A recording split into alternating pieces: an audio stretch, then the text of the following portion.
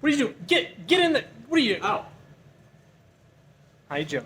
You just left, technically. So, oh, look at my finger. Let's move that out of the way. What's up, Ant? How's it going, man? Jonah, you just left, and now you don't know what we're up to.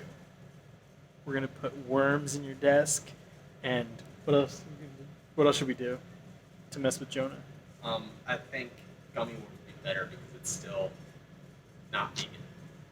Ooh, it's not vegan. It's not vegan. Yeah. It's going a step That's farther. cool on another level. But as a vegan, I don't know that I can condone that. Actually, Just real worms. might have to turn in my vegan card. My hair will Vegan. fall out.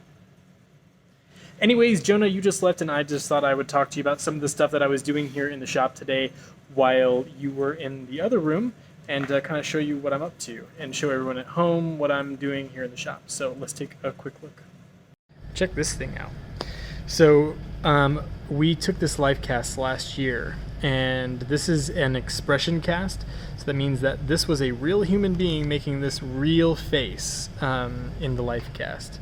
So I had Ant, and I think Logan might have also worked on it, but they poured up some Chavant into the mold, and then they backed it with foam. So underneath there is some like polyfoam, so we didn't have to use like all the clay. In fact, you can kind of see it in the mouth. There's like some yellowy parts back there. That's the foam. So anyways, I am working on cleaning up the cast. There was the bald cap from molding it because he had hair. So got rid of that. Logan did some texturing, but I had to come back in here and redo it. And then I'm also coming through and kind of cleaning up where you can see there are like right here these little teeny tiny micro holes. So I'm just kind of coming in and just reworking the surface really lightly. I don't want to mess with the forms that are already there. It's pretty perfect. I'm just trying to touch it up, and then I'll just blend the textures back in. Like you can see, that's his real texture. So then I'll have to kind of go in and recreate that. Just trying to fix a lot of spots like his eyelids. You can see there's a lot of pores. Now this could have been done better. Like, no offense, Ant. This could have been cast up a little better. There's just a lot of little surface pockets, but it's not going to take me that long to kind of fix these and retexture them. So I've just kind of been playing longer than I should be what I'm playing because, man, I don't know if you've ever noticed, but texturing is not my thing. And so this has been a really great experiment in just practicing textures and stuff. Speaking of which, let's take a look at these. Here's a mold that Ant did of this big, nasty gash wound. I'll show you what that looks like in just a second. And then there's this other one somewhere of this nose sculpture I just did just to make my nose look more like my dad's. But Ant made this cool little collapsible core. It's one of the biggest problems with nose. That's my nose. One of the biggest problems when you're sculpting noses is the nostrils. That's an undercut. For those of you who are not sculptors or mold makers, when you're making something, you have to make sure that if you're going to mold it, you can't have an area where the piece returns on itself. So you see how this kind of curves out and then back in? If you were to make a mold, it'll lock right there in the corner. So you want everything to kind of flare outwards. Well, that's one way you can fix it, by kind of flaring it out. But the problem is that makes a lot of issues when you're going to try to like cast things. Because if you're sculpting and you want this to go down to the corner, it's like there's now an artificial shape there that's not organic to the actual person. So you end up with a little disconnect between the sculpture you're sculpting and the actual person's anatomy. And you can compensate for that, but I find the best way to do it is to problem solve it in a different fashion.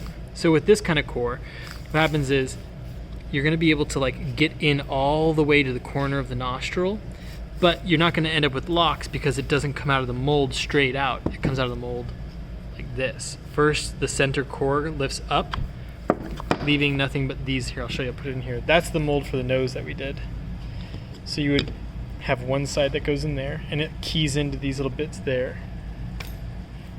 Let's look back over here. And then you're going to have that right there.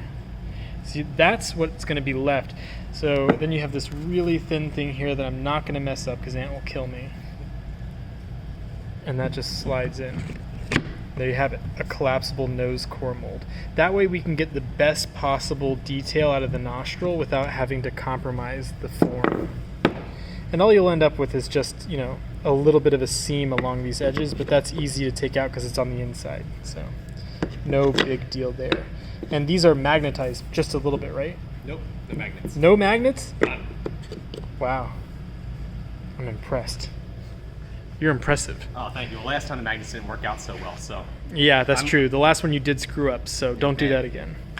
All right, so this is the here. Can I see your torso? Are you willing to put your My awesome body, my quarantine body. Oh, and so alternative with your piercings. Oh, yeah. All right, here. Can you hold that top piece there? So that's kind of pull it up that way. Yeah. So and relax straight. That'll end up being like this big nasty gash wound. It's actually intended to go on the side of your leg, but you could put it here. All right, got it. Gonna have to rate this thing PG-13, showing nip. Oh, yeah. Okay, so this is the final little like cast piece. I went ahead and blended the edges. This is a test, so I wanted to see how it fit, and we also want to test the color. So we're gonna do some tweaking. It's a little too pale, but this is the overall shape. So the point was to make my nose look more like my father's. My father's Puerto Rican, and he has a little bit more of a rounded nose tip, and he has a wider set further up nostrils, whereas I have more like my mom's nose. It's a little bit more on the same plane from like the bottom of my nostril to the tip of my nose is more like one plane, whereas my father's kind of angles. And I also have more of a narrow tip with a bump on the side of my nose. So I wanted to just see about like changing the actual anatomy. And of course, this isn't going to look 100% accurate because it's not glued down. That is more along the lines of like both my father and my grandmother. They had this cute little nose. But yeah, so I think we're going to try gluing that on. I also wanted to do something a little different where I didn't like do it all the way to the corner because I've always had trouble like getting those to stay. They always kind of pop in makeups. So I thought if I sculpted it right before the edge so that only the vinyl bald cap material is in the corner, that might actually be a lot better. So I know there's some experienced makeup artists and sculptors who are like, duh, but you know, life's a learning lesson. So anyways, maybe what do you think, Jonah? You want to throw this on me sometime this week? We can show everybody what it looks like. Paint it up. Definitely need to make this a little bit better colored, but all right, that's it for me, Jonah. Hope to see you tomorrow, and I hope you guys enjoyed seeing a little bit of the sculpture and makeup stuff that I'm working on, and I guess I'll take that off, and I'll see you guys tomorrow.